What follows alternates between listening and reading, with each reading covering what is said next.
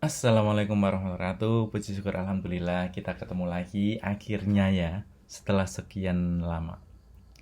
Kita ngobrol lagi terkait dengan akut myokarditis infark ya, akut myokarditis infark atau sering disebut dengan AMI. Oke, untuk sebelum saya lebih jauh lagi, kita ngobrolnya lebih jauh lagi, alangkah baiknya jika teman-teman untuk like and subscribe video ini ya. Ini sebatas pengetahuan saya, jadi kalau misalnya ada senior saya yang melihat atau mendengarkan cerita saya ini, jika ada yang salah mohon untuk dikoreksi gitu ya. Untuk teman-teman jika ada yang mau ditanyakan secara langsung silahkan untuk langsung ditanyakan di kolom komentar. Baik, tidak usah panjang lebar. Apa toh akut miokard infark? Nah, sebelum kita jalan apa itu akut miokard infark, nah ini jantung akut miokard infark itu menjadi salah satu penyebab atau penyumbang kematian yang ada di dunia ya. Nah, angkanya itu hampir mendekati 3 juta kematian yang diakibatkan oleh serangan jantung ini ya. Oke. Nah, sebelum kita lebih jauh lagi ya, kita ngobrolnya terkait dengan akut miokard infark, kita mengingat kembali terkait dengan anatomi ya, anatomi dari pembuluh darah yang ada di jantung, yaitu ada pembuluh darah arteri.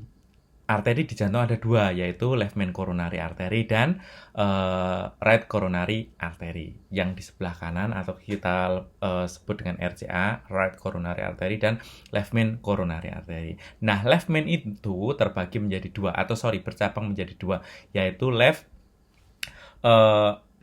anterior ya, ini adalah bagian anterior ya, dan ini adalah yang bagian circumflex ya. Nah, ini adalah left main ya, left main. Ini masuknya left main darah ini ya, yang darah yang masuk ke left main ini disebut dengan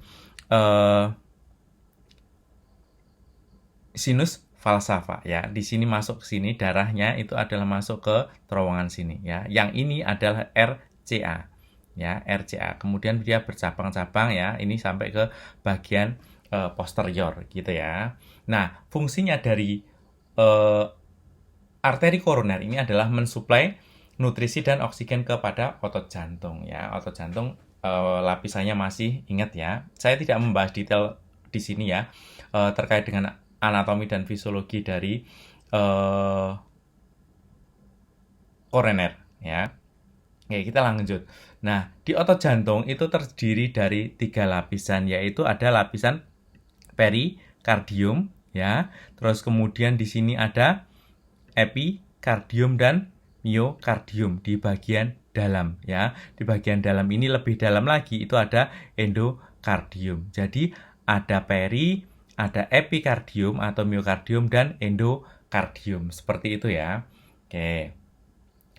Nah, ini tujuannya untuk apa ya? Untuk berkontraksi ya, untuk berkontraksi dan membawakan darah ke seluruh tubuh gitu ya. Nah, saya tidak membahas untuk sirkulasinya ya, sirkulasi yang ada di jantung ya. Terus kemudian dari arteri tadi ya, arteri ya yang masuk di belakang sini ya, arteri tadi masuk di sinus falsafah, terus kembalinya melalui vena, ini adalah ya vena yang biru-biru ini adalah vena ya, masuk ke bagian atrium sebelah kanan, yaitu melalui sinus coronarius. Jadi kembalinya darah dari arteri masuk ke vena, yaitu dia masuk ke sinus coronarius yang ada di bagian atrium kanan, gitu ya. Oke, lanjut. Nah, kita pecah satu persatu ya. Mio itu apa toh? Mio itu adalah otot. Terus kemudian kardial, ya kardial itu adalah jantung. Dan infark itu apa? Infark itu adalah kematian yang ada di jaringan ya. Nah, infark itu sering dikenal sebagai serangan jantung gitu ya. AMI, akut miokard infark, itu sering disebut dengan serangan jantung. Jadi kalau serangan jantung itu terjadi ketika apa ya? Ketika terjadi spasme pada arteri koroner atau sumbatan gitu ya. Ataupun sumbatan yang ada di arteri koroner gitu. Nah, penyebabnya apa? Penyebabnya banyak. Salah satunya adalah yang paling eh, penyumbang sekitar 70% sampai 80%, yaitu adalah aterosklerosis ya. Aterosklerosis. Nah, aterosklerosis ini terjadi ya. Nah, sebelum terjadi aterosklerosis ini perlu kita ingat bahwa salah satu yang berperan di dalam proses terjadinya aterosklerosis itu adalah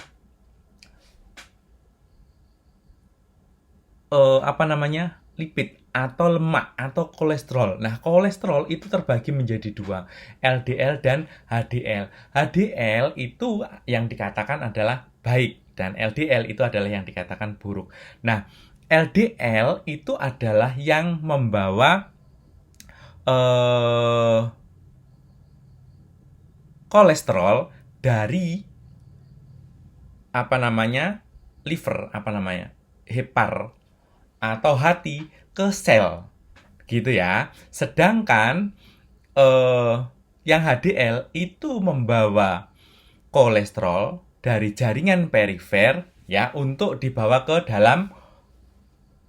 dikembalikan ke dalam liver atau dibalikan kembali ke dalam hepar. Nah, LDL ini jika ini menyentuh atau bernempel pada pembuluh darah ya di lumen pembuluh darah yang disebut dengan endotel, itu dapat mengakibatkan terjadinya infiltrasi ya atau penempelan infiltrasi pada dinding arteri.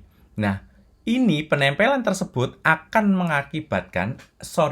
mengaktifasi terjadinya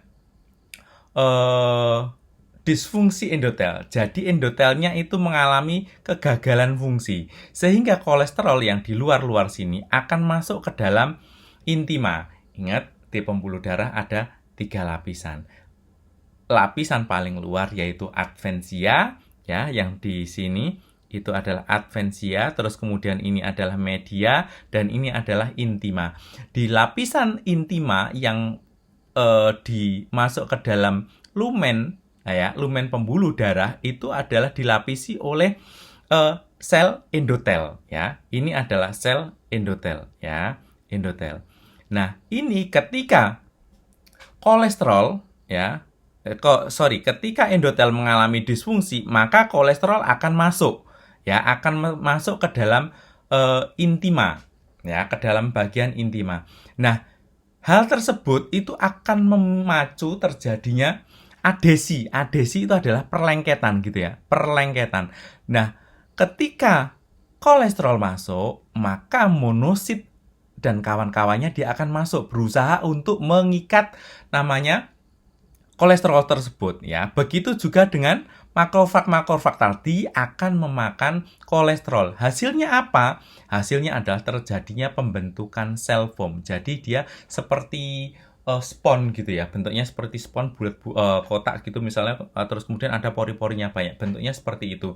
Nah, lama-kelamaan itu dia akan terbentuklah terjadinya inti dari lemak ya yang ada di bagian intima pembuluh darah gitu ya. Nah, terus kemudian lama-lama kalau dia semakin banyak agar dia tidak bergerak, ini otot polos yang ada di pembuluh darah itu akan bermigrasi. Tujuannya apa? Agar mencegah terjadinya ruptur dari inti lemak ya. Di bagian ini kemudian akan terjadi nekrotik gitu. Nah, kalau bentuknya pembuluh darah sudah seperti ini, maka pembuluh darah menjadi tebal, lumennya menjadi sempit ya. Lumennya menjadi sempit, pembuluh darahnya menjadi tebal sehingga mengakibatkan terjadinya flow atau aliran darah yang ke otot jantung ya. Ini spesifik ke arah otot jantung itu menjadi menurun. Apa akibatnya? Ya, otomatis nutrisi yang ke arah jantung, ke otot jantung itu menjadi menurun, termasuk di dalamnya adalah oksigen, maka kerja jantung akan semakin berat. Apa akibatnya? Ya, distribusi perfusi ke seluruh tubuh atau sistemik itu menjadi menurun. Hasilnya apa? Ya jelas, pasiennya akan mengalami sesek. Nah, proses aterosklerosis ini itu terdapat dua, yaitu adanya sumbatan arteri dan adanya respon inflamatori. Ingat, kalau ada respon inflamatori berarti akan terjadi proses penyembuhan luka seperti penempelan benang-benang fibrin sehingga dia akan semakin tebal gitu ya. Oke. Terus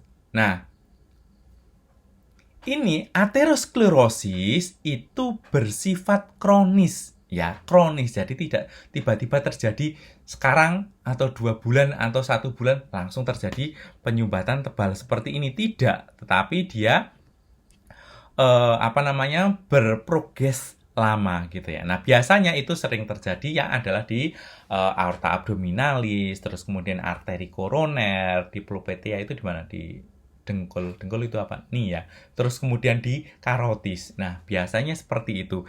Nah, yang menjadi kebingungan biasanya adalah apa bedanya aterosklerosis dan arteriosklerosis. Kalau arteriosklerosis itu adalah peradangan proses pengerasan dan penebalan pada dinding arteri. Sedangkan arteriosklerosis itu terjadinya di arteri tetapi berlangsung lama gitu ya. Nah, ini tadi seperti yang saya sebutkan mulai terjadinya disfungsi endotel ya, sel endotel yang ada di intima itu menjadi disfungsi ya, tidak berfungsi seperti biasanya ya, sehingga akibatnya adalah terjadi proses masuknya kolesterol ke dalam intima sehingga akan mengakibatkan proses inflamasi, yaitu salah satunya adalah adanya adesi, adanya monosit, terus kemudian tadi ada limfosit T ya, sehingga dia akan terjadi proses peradangan dan proses pengobatan atau penyembuhan dari peradangan itu sendiri. Nah, akhirnya terjadi proses fetish streak. Nah, seperti ini, semacam ini. Awalnya kan normal seperti ini ya. Nah, ada 3 layer itu. Terus kemudian dia lama-lama akan terbentuk seperti ini dan berujung seperti ini, gitu ya. Nah, ini kalau seperti ini berarti alirannya akan tekanannya akan semakin kuat, tapi alirannya semakin kecil gitu ya. Sehingga kalau lama-lama terjadilah goresan. Kalau terjadi goresan, maka akan terjadi plaknya ini atau inti dari lemak yang penyumbatan tadi menjadi pecah ya. Pecah tadi bisa terjadi clotting atau trombus, terus kemudian bisa mengakibatkan obstruksi gitu ya. Ya, akibatnya pasiennya tadi mengalami serangan jantung gitu. Oke, lanjut ya. Nah, ini adalah proses terjadinya plak pada arteri koroner. Pembentukan plak ya, seperti saya sampaikan tadi, kalau sudah terjadi pembentukan plak ya, plaknya seperti ini ya, plaknya muncul semakin besar ya, lama-lama semakin besar, terus kemudian akhirnya adalah ruptur. Nah, trombus yang lepas ini bisa saja masuk ke arteri koroner. Arteri koroner itu kan tidak ada selanjutnya ya, tapi langsung mandek di situ ya, karena bagian akhir, sehingga resiko terjadi serangan jantung gitu. Oke ya, kalau ada pertanyaan silahkan langsung di kolom komentar. Nah, akut miokard infark ini bisa dikatakan akut miokard infark ini jika memenuhi kriteria. Salah satunya adalah peningkatan kardiak biomarker atau enzim jantung. Jadi dalam kondisi normal, enzim jantung itu bisa tidak terdeteksi gitu ya.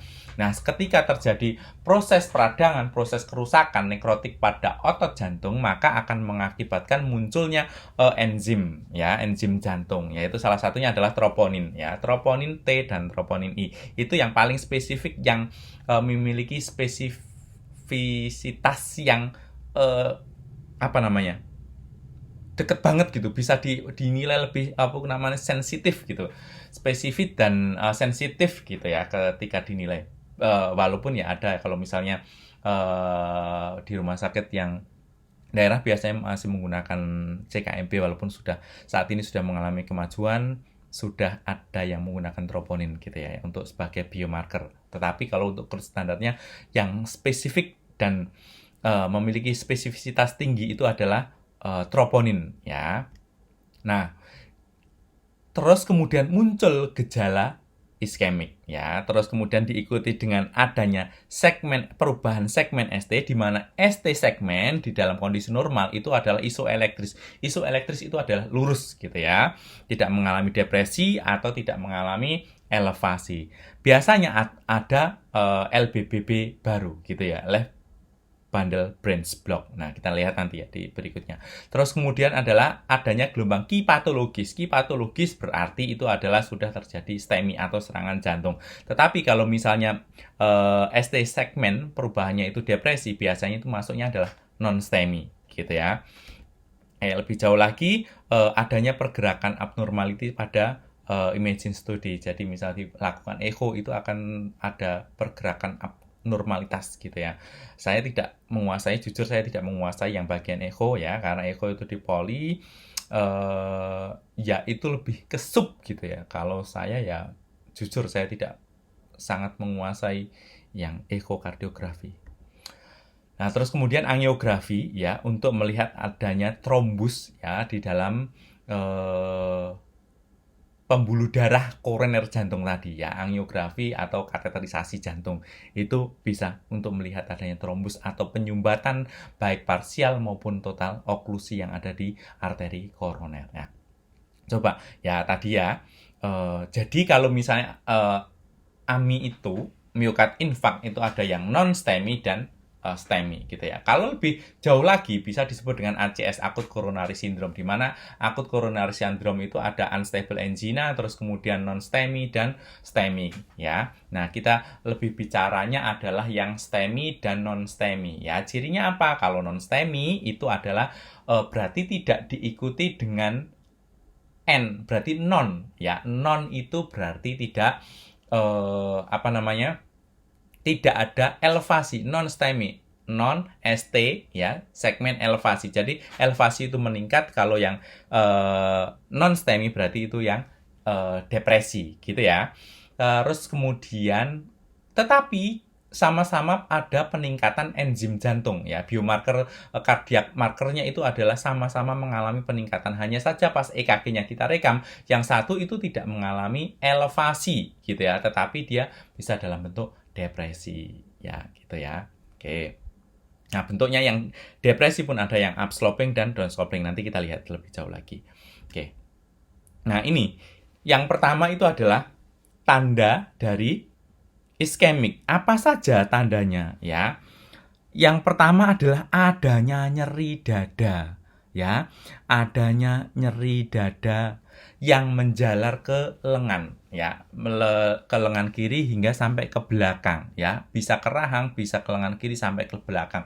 Nah, gejala ini bisa terjadi tidak muncul ya, atau tidak kelihatan pada pasien-pasien yang diabetik gitu ya. Jadi pada pasien-pasien diabetik itu hati-hati, sehingga pas saat kita pasien datang itu tidak hanya kita lakukan serius pada EKG dan enzim jantung atau biomarker jantung saja, tetapi juga kita lihat riwayat penyakit yang dimiliki pasien ini itu apa sih gitu ya. Ya, jadi kita pengen tahu lebih jauh. Terus kemudian bisa sesak nafas. Jadi rasanya sesak nafas sesek tetapi jangan terfokus pada seseknya. Ada juga pasien beberapa yang seseknya itu karena butuh perhatian ya, dalam tanda kutip. Nah, nyerinya itu biasanya adalah tidak bisa ditunjuk. Jadi kalau misalnya di mana, di sebelah kiri bisa ditunjuk, itu meragukan. Bisa saja itu adalah bisa pleuritis atau ya peradangan yang lain gitu ya. Terus seperti ditekan atau tertimpa benda berat, biasanya seperti itu ya. Sampai bisa terjadi penurunan kesadaran pada pasien tersebut ya. Saya dulu pernah mendapatkan pasien sampai sebelumnya dia sampai jatuh habis dari BAB dari kamar mandi, pas mau sampai kantor terus kemudian dia BAB, ternyata pas dia bangun pingsan. Nah, setelah kita analisa ternyata dia adalah serangan jantung, dibawa teman kerjanya ke rumah sakit gitu ya. Nah, oke ya. Terus kemudian ini adalah perubahan ya. Nah, ini yang seperti saya sampaikan. Ini adalah yang ST segmen depresi. Lihat, ini itu adalah garis isoelektris. Harusnya dia lurus seperti ini ya. Yang ini ya. Ini kan gelombang S gitu ya. Nah, ini dia mengalami yang namanya segmen ST depresi. Jadi ini masuknya apa? Masuknya ini adalah N-STEMI ya. N-STEMI itu adalah peningkatan enzim jantung, terus kemudian tandanya ya ditambah dengan nyeri dada lebih dari 20 menit, 20 atau sampai 25 menit gitu ya. Biasanya adalah seperti itu. Terus kemudian bentuknya yang ST depresi itu yang ini adalah upsloping ya, naik. Coba kalau diperhatikan teman-teman tadi, ini adalah yang downsloping dan ini adalah yang horizontal gitu ya. Nah, terus kemudian lihat perbedaannya. Ini adalah yang normal ya. ST segmennya itu adalah isoelektris. Kita lihat ST saja ya, itu adalah isoelektris, lurus. Yang disebut isoelektris itu adalah lurus. Perhatikan itu ya. Terus kemudian ini adalah ada ST depresi yang bentuk down sloping, yang kemudian ini adalah horizontal, dan inilah yang disebut dengan ST elevasi ya, atau STEMI tanpa N ya. Ini adalah STEMI yang disebut dengan serangan jantung ya. Terus kemudian nah, lama-lama dia akan terjadi perubahan ya. Perubahannya apa? Yaitu kipatologis ya, kipatologis ya. Kipatologis itu ditanda dengan ki ya, lebar dan dalam. Terus kemudian dia ini adalah menjadi elevasi. Nah, lama-kelamaan itu dia akan kembali seperti ini, bentuknya menjadi normal, tetapi T-nya terbalik gitu. Tetapi Q-nya masih ada ya, hanya gelombang T-nya saja yang terbalik. Oke. Sampai sini ada yang ditanyakan? Tidak.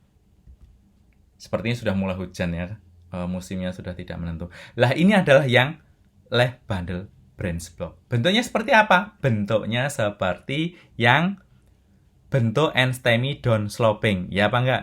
Nah, ini seperti yang down sloping, ya enggak? Nah, itu perlu diantisipasi sehingga kita teman-teman harus pas saat pasien datang itu benar-benar paham gitu ya. Jadi kita sebagai perawat yang ada di IGD gitu ya, terutama itu kita bisa memahami bahwa ini LBBB atau bentuk STEMI ya, dengan catatan tadi biomarkernya.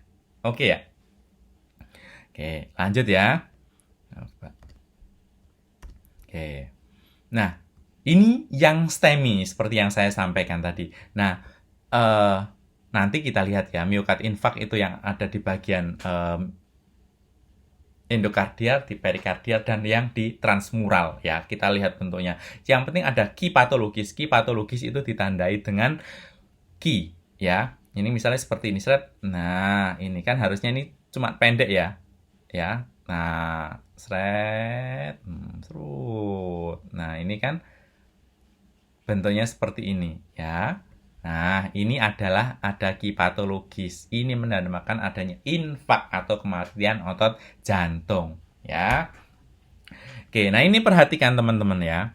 Perhatikan yang STEMI ya. Yang STEMI ini lihat, perhatikan ya. Lead 2-nya seperti ini. Ya, dua bentuk ketiganya pasti akan sama. Dan bentuk ketiganya itu bentuknya akan sama. Ini disebut dengan lead yang berdekatan. Kalau teman-teman masih ingat apa itu namanya, segitiga Enthoven asalnya dari mana? Lead 1, lead 2, lead 3, terus kemudian AVL, AVF, terus itu asalnya dari mana? Teman-teman harus diingat ya. Ya, sehingga teman-teman tahu perbedaannya. Oke ya, itu. Jadi kalau misalnya lead 1 dengan lead berapa, coba perhatikan bentuknya akan sama. Lead 1 dengan AVL itu pasti bentuknya sama. Itu di bagian lateral kalau teman-teman perhatikan. Lead 1 itu kalau segitiga Enthoven itu di bagian atas. Segitiga Enthoven itu segitiga yang sudut lancipnya ke bawah ya, lebih cenderung ke bawah. Gitu ya. Terus kemudian perhatikan, nah ini kan seperti ini toh. Nah, seperti ini ya. Ini di bagian septal. Berarti untuk lokasi kemungkinan V2, V3 atau V2 sampai V4 itu kemungkinan di bagian septal. Terus kemudian kalau misalnya ini kan kalau misalnya segitiga Enthoven kan kayak gini toh bentuknya, ya toh. Nah, ini adalah lead 1, gitu kan? Lead 2, lead 3, ya enggak? Nah, bentuknya seperti ini. Terus kemudian ini adalah AVL. Nah, sudah diwakilkan AVL-nya di sini. Terus kemudian AVR-nya itu berarti ini L itu berarti tangan kiri. Terus kemudian R berarti tangan kanan. Kalau F berarti ke kaki. Kita lihat ke kaki, tidak yang di ground, kaki kanan. Ini di kaki kiri. Oke ya, sampai sini paham ya. Oke, nah ini teman-teman kan berdasarkan ini teman-teman bisa tahu, lokasi lead 2 itu di mana? Di sini kan, lead 2 kan di sini. Berarti di sini ada apa? Ada RCA. RCA itu lokasinya di mana kan di sini. Nah, di sini ada apa lagi? Di sini ada SA node dan AV node. Kemungkinan akan terjadi komplikasi dan lain-lain. Sehingga teman-teman kalau misalnya terjadi sumbatan ya atau sumbatan baik parsial maupun total oklusi yang ada di RCA, kemungkinan kemana? Ya, sudah tahu ya yang akan terjadi komplikasi kemana. Oke. Nah, terus kemajuan berikutnya. Nah, ini yang pengen saya sampaikan tadi ya. Yang pengen saya sampaikan, coba tak hapusin dulu ya. Nah, terus oke. Nah, ini ya, ini adalah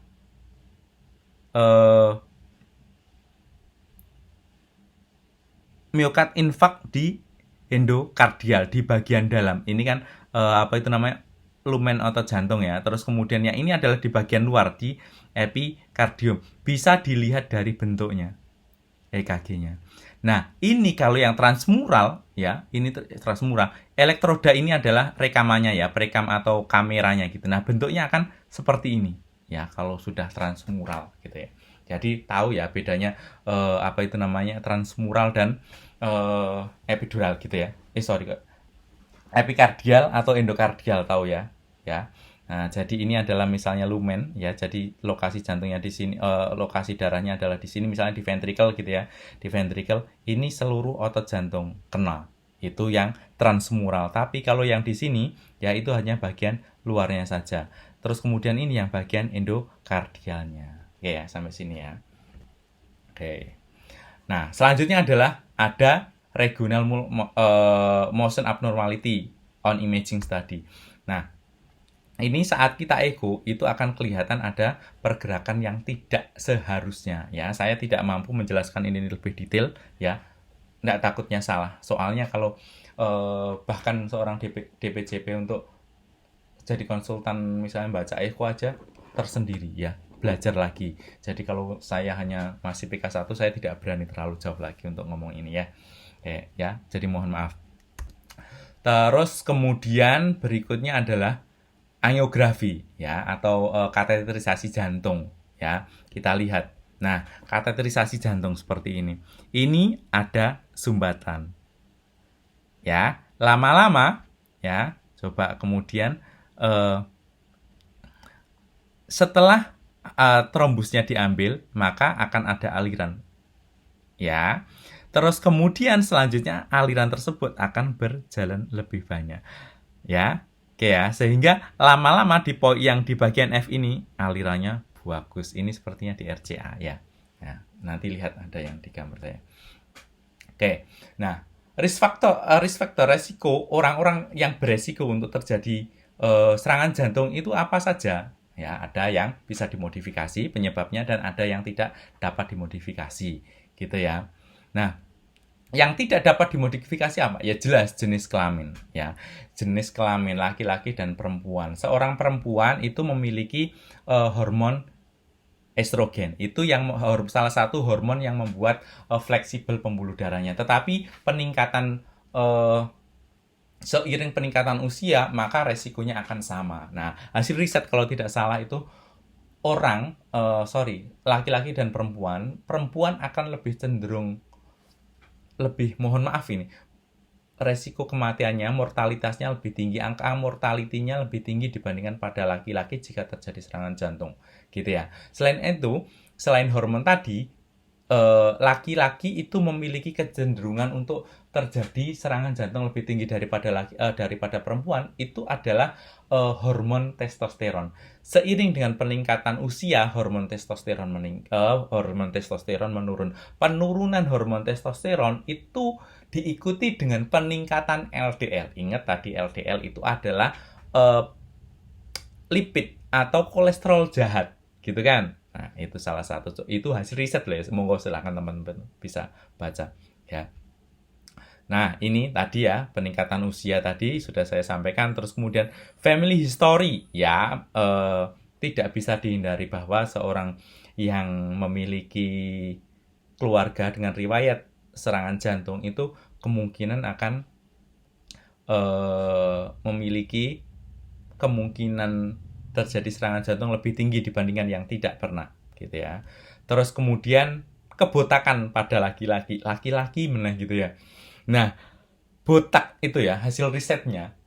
Terus hasil risetnya botak yang di atas apa namanya bagian bawah ya di bagian atas kayak deket ubun-ubun ya pusar ubun-ubun lah ya kepala itu. Nah itu memiliki resiko terjadinya serangan jantung atau AMI lebih tinggi dibandingkan yang tidak botak gitu ya. Begitu juga sebaliknya, begitu juga dengan uban ya. Jadi yang memiliki uban, yang tumbuh ubannya atau keluar ubannya lebih awal daripada usianya itu memiliki resiko terjadi serangan jantung lebih tinggi daripada yang tidak gitu ya. Maka happy lah aja biar kita tidak resiko terjadi serangan jantung gitu ya. Untuk santainya dibikin seperti itu. Terus kemudian berikutnya adalah faktor yang dapat dimodifikasi ya. Faktor yang dapat dimodifikasi itu adalah merokok, jelas toh ya, merokok bisa dimodifikasi ya. Ya biasanya pasien ini cerita pasien saya kalau sudah serangan jantung pertama biasanya dia masih berani merokok, tapi serangan jantung kedua dia biasanya diem. Kenapa? Karena apa ya namanya, kayak morbiditasnya itu meningkat gitu ya. Jadi dia kelelahannya lebih cepat lelah dibandingkan serangan jantung pertama gitu ya. Nah ya biasa, karakteristik pasien kita itu biasanya seperti itu ya. Terus kemudian zat yang ada di rokok ini itu bisa merusak dinding arteri gitu ya. Tahu ya tadi kalau terjadi kerusakan pada arteri berarti terjadi proses inflamatori. Kalau sudah ada inflamasi berarti proses penyembuhan luka, ada peradangan berarti ada trombus dan penambahan fibril, maka dia akan terjadi proses kekakuan gitu ya. Nah, itu tadi ya. Terus kemudian dislipidemia ya. Nah, dislipidemia ini adalah kolesterol ya, kolesterol yang jahat gitu ya. Terus kemudian diabetes ya, ingat pasien-pasien diabetes itu berarti darahnya lebih kental daripada orang yang tanpa diabetes. Resikonya apa? Ya kerja jantung menjadi berat. Kalau semakin kental berarti molekul-molekul protein tadi akan mudah untuk menempel gitu ya.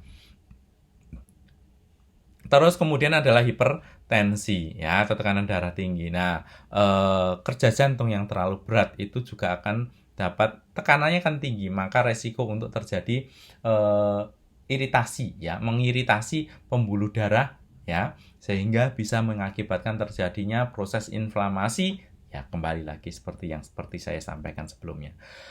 Kegemukan ya, kegemukan jelas lah. Kegemukan itu identik dengan peningkatan kolesterol. Jadi kalau misalnya obes ya monggo teman-teman untuk olahraga ya. Terus kemudian sedentary lifestyle. Jadi lebih suka rebahan, apalagi sekarang dengan gadget yang kita pegang itu ada. Mulai kita menonton film ada, mau ngobrol dengan teman kita yang jauh ada. Nah itu membuat kita menjadi malas ya. Salah satunya akhirnya adalah kita banyak rebahan dibandingkan dengan aktivitas ya. Nah itu yang mengakibatkan resiko terjadinya akut miokard infark atau serangan jantung lebih tinggi gitu. Oke, nah untuk pemeriksaan penunjangnya apa ya? Nah salah satunya adalah ECG ya, EKG ya. Ini kita EKG ya, menunjukkan adanya ST elevasi ya. ST elevasi terutama di lead yang berdekatan dan lebih bermakna lagi itu jika pada ekstremitas. Kenapa pada ekstremitas ya? Karena dia berarti kalau ekstremitas itu lead berapa? Lead 1, lead 2, lead 3, terus kemudian AVL, AVF dan AVR itu juga lead ekstremitas sehingga dia jauh dari jantung, maka itu lebih bermakna gitu ya. Oke, nah sebagai contoh ya, nih, nah ini adalah ST elevasi bukan, ini adalah ST depresi ya, ST depresi berarti kita lihat ya lead 1, kalau lead 1 berarti temannya lead AV L. Oke. Nah, AVL berarti itu kan bagian lateral. Lateral kiri berarti kita lebih cenderung ke 4, 5, 6. Tuh, bentuknya sama kan? Ini bentuknya adalah depresi. Nah, oke.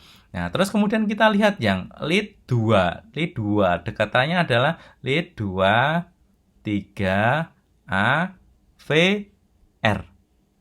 Ya.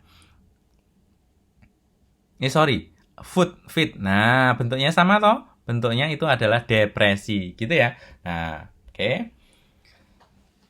Nah, coba kita lihat. Nah, yang ini itu adalah di bagian lateral. Coba yang bentuknya sama. Yang bentuknya sama adalah lead 1, lead AVL, dan selanjutnya. Oke ya, sama dengan yang di atas tadi ya. Ini adalah elevasi. Berarti ini adalah STEMI. Kalau yang ini non-STEMI. Ya, ini adalah non-STEMI. Yang ini adalah STEMI. Ya, STEMI. Berarti itu adalah serius gitu ya. Kalau STEMI berarti dia serius gitu ya. Terjadi nekrotik ya. Infak di adanya ditandai dengan ki patologis biasanya seperti itu. Nah, perhatikan lagi yang ini adalah infak pada bagian mana? STEMI-nya? Ya, ini. Oke. 2, 3. A, V, F. Bentuknya sama? Oke, bentuknya sama, ya. Oke, lanjut ya. Nah, diagnosa berikutnya adalah cardiac marker ya, seperti yang saya sampaikan tadi, berarti di situ ada yang namanya adalah troponin ya, troponin I dan troponin T itu yang sering kita gunakan ya. Nah, selain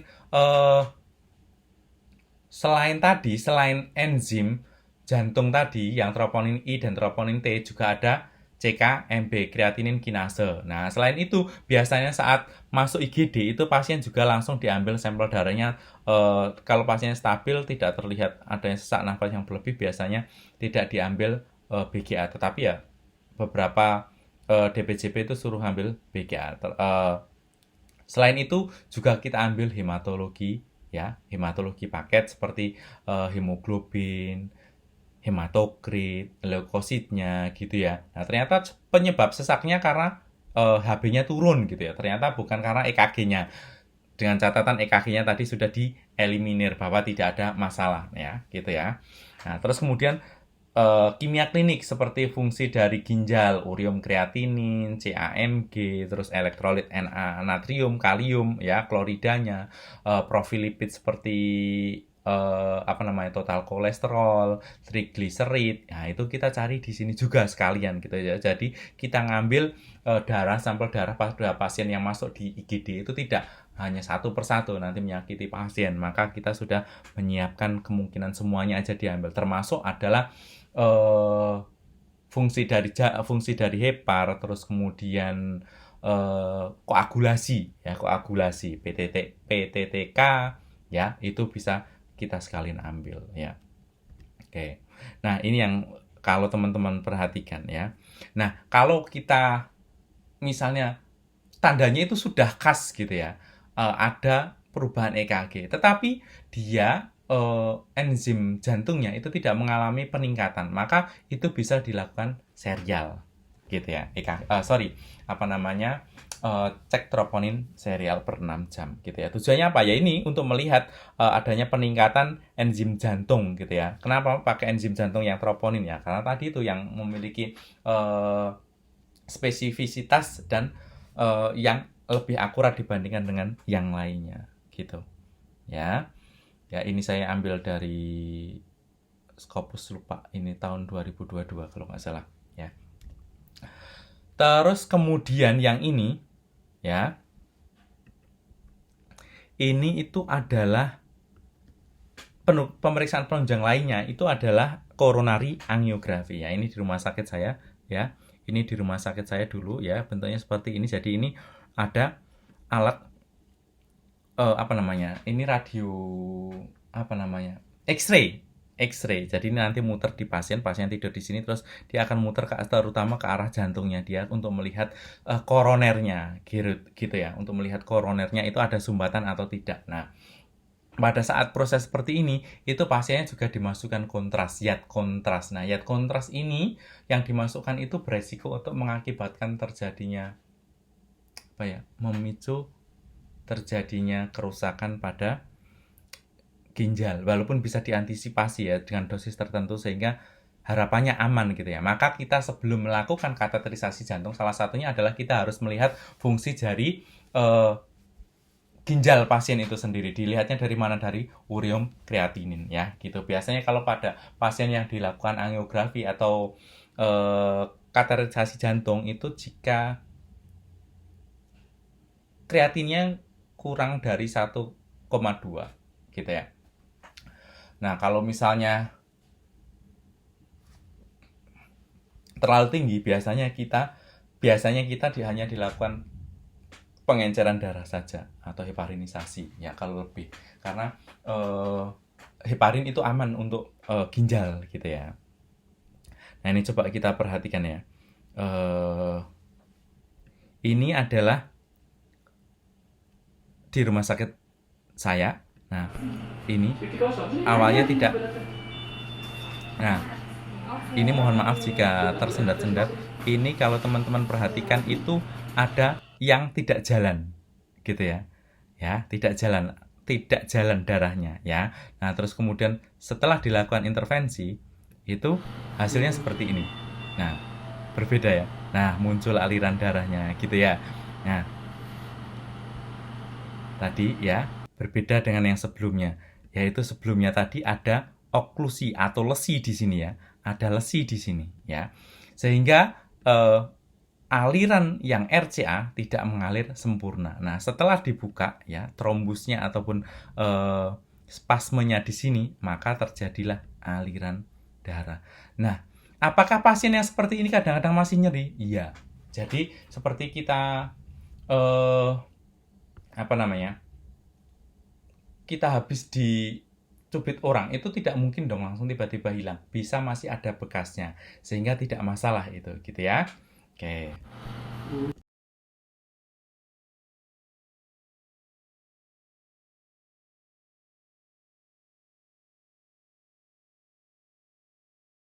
Nah, sekarang manajemen atau pengobatannya AMI seperti apa gitu ya. Nah, ketika di fase akut, berarti kalau fase akut berarti bisa di IGD atau pre-hospital. Ya. Ternyata fase akut terus kemudian di perawatan intensif dan perawatan biasa. Di fase akut ya, sebelum ke sini, maka hampir sama sih kalau di pre-hospital. Kalau bisa ada oksigen ya diberikan oksigen. Terus kemudian kalau misalnya di daerah gitu yang jauh gitu, misal ada nyeri dada ya kasih simvastatin gitu. Dikasih nitrat gitu ya. Nitrat ya, ISDN, isosorbit dinitrat ya, 5 mg itu bisa diulang sampai 3 kali, ditaruh di bawah lidah gitu ya. Nah, terus kemudian kalau sudah bisa sampai ke rumah sakit gitu ya, di IGD, berarti pasien tadi, kalau masih di pre-hospital, ya pasien tadi misalnya beraktivitas ya, hentikan segera ya jika sudah terasa nyeri dada ya. Nah, itu biasanya pada pasien-pasien itu jaimnya tinggi gitu. Aku sih mampu. Mending itu kalau sudah nyeri dada, diem saja dulu ya. Eman, sayang awake dhewe gitu ya. Nah, terus kemudian sampailah di IGD, maka pasien tadi diistirahatkan. Jangan lupa untuk rekam EKG ya, berikan oksigen ya. Kalau pasien stabil kasih nasal kanul dulu, terus kemudian pasang IV ya, IV akses ya, IV akses iki pasang infus ya, terus kemudian berikan obat-obat pengencer ya, siapa tahu ada trombus ya. Ya, kita kasih aspilet biasanya, terus kemudian ditambah dengan clopidogrel, terus kemudian dikasih statin itu adalah penstabil plak ya, plak tadi ya, yang plaknya masih tidak stabil tadi distabilkan pakai statin, terus kemudian nitrat, ISDN tadi suruh menghisap ISDN. Jika masih dirasa masih ada nyeri, coba dikasih yang nitrogliserin injeksi ya, pakai siring pump gitu ya. Terus ya dosis yang menyesuaikan dari DPJP, terus kemudian masih nyeri lagi kasih morfin gitu ya. Nah, jangan lupa monitoring tadi dipasang ya, pasang monitor jantung ya. Terus kemudian jika onsetnya kurang dari 12 jam, ini saya ambil dari panduan pergi ya. Jika aksesnya bisa ke kateterisasi jantung ya, dipasang tadi ya, dipasang ring jantung, segera lakukan. Tetapi jika fasilitas pelayanan kesehatan tadi tidak ada, daripada delay, kasih fibrinolitik ya. RTPA biasanya ya. Dosisnya menyesuaikan ya. Terus kemudian kenapa? Karena nggak semuanya di Indonesia sampai saat ini juga tidak semuanya pelayanan, apalagi di daerah itu kan tidak semua terfasilitasi untuk laboratorium kateterisasi jantung gitu ya. Nah, setelah deal selesai, dilakukan primary PCI, percutaneous coronary intervensi ya, jika onsetnya kurang dari 12 jam, kalau bisa ya kurang dari 90 menit ya, maka selanjutnya harus kita monitoring. Nah, berarti monitoring di mana? Di ruang ICU ya. Kalau tidak ada ICU berarti di ICU gitu ya. Nah, apa? Ya obat-obatnya tadi hampir sama sih. Dikasih statin, dikasih antiplatelet berarti aspilet, clopidogrel. Kalau misalnya pasiennya tadi terpasang stent atau ring jantung, ditambahi biasanya ticagrelor biasanya per 12 jam gitu ya. Terus kemudian dikasih ACE inhibitor ya, beta blocker, terus kemudian biar pasiennya lebih tenang, ditidurkan ya. Jadi setiap malam kita kasih diazepam kalau pasiennya kesulitan untuk tidur atau gelisah gitu ya. Tetap dipasang monitor jantung. Tujuannya apa? Yaitu tadi untuk menilai aritmia. Itu tadi kan tidak sesuai dengan irama. Kalau irama jantung tidak sinus rhythm, itu disebut aritmia, ya kan? Nah, seperti itu. Nah, terus kemudian dietnya diet jantung.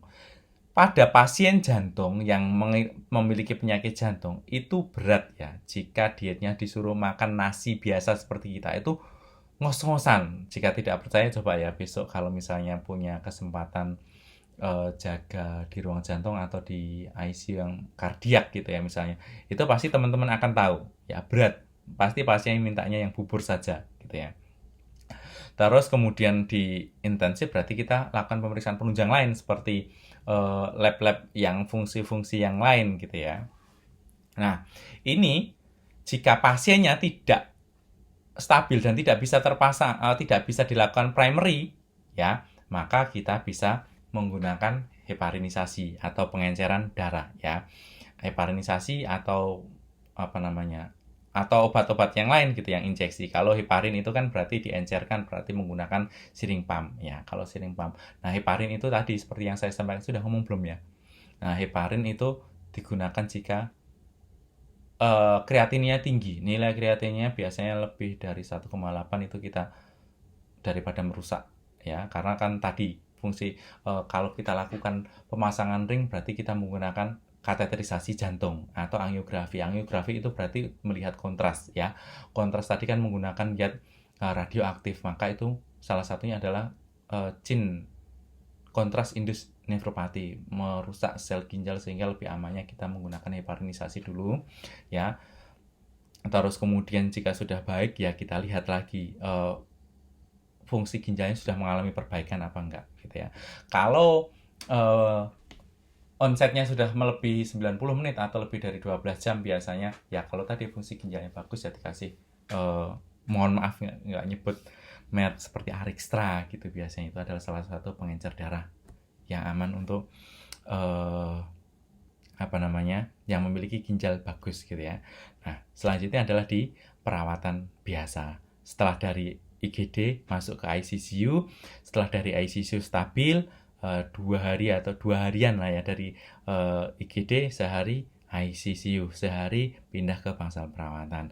Nah, di bangsal perawatan ini obat-obatnya sama seperti di ruang intensif. Terus kemudian di pasiennya berarti kan tadi masih lemah, berarti harus di rehabilitasi medik. Ya, kalau misalnya tidak mampu untuk efisiensi ya boleh diajari sendiri oleh perawatnya untuk aktivitas mulai mobilisasi ya. Dengan catatan tadi ya, di dalam kateterisasi jantung itu kan juga diberikan proses heparinisasi ya, pengenceran darah sehingga resiko untuk perdarahannya tinggi ya. Jadi mendapatkan antiplatelet, terus kemudian mendapatkan antikoagulan gitu ya, sehingga darahnya resiko encernya lebih tinggi gitu ya. Nah, kalau pasien yang terpasang ring jantung berarti kan sudah dilakukan kateterisasi jantung dan dipasang ring. Berarti ada seat ya, karena masuknya itu tadi seatnya itu adalah di bagian radialis, jika bisa di radialis ataupun di inguinal, maka itu ada seat apa ya namanya?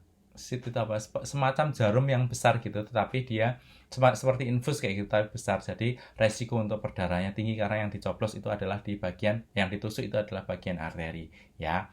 Maka akan beresiko untuk terjadinya perdarahan ya, risiko perdarahan yang tinggi. Nah, setelah bagus di ruang rawat biasa juga, maka dilakukan penilaian dengan ekokardiografi. Tadi salah satunya adalah untuk melihat ada masih abnormalitas dari pergerakan enggak, ada dinding abnormalitas dari pergerakan dinding jantungnya itu masih ada apa tidak. Kalau sudah stabil dan lain-lain ya biasanya pasiennya sudah boleh pulang. Itu salah satu gold standard. Jadi